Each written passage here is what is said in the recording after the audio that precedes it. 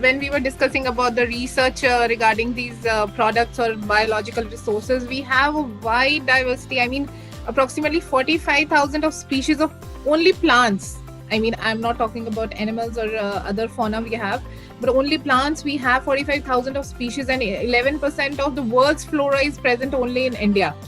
So, I mean, we have 17,500 approximate species of flowering plants. We have gymnosperms, we have pteridophytes, we have molasses, we have algae, fungi. So many of these things are present in India, and which can be likely, really should be explored to create innovative things for us. Like some are working on using bacteria, some are working to reduce the plastic load overall.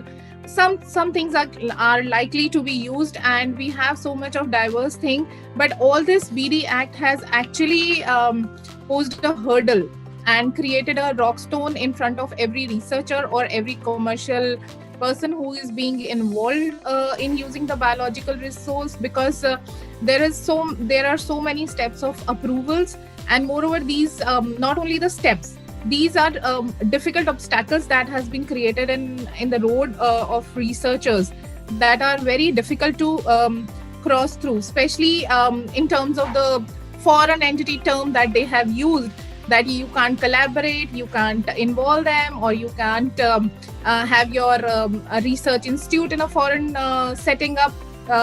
So all these have created a hurdle in terms of that.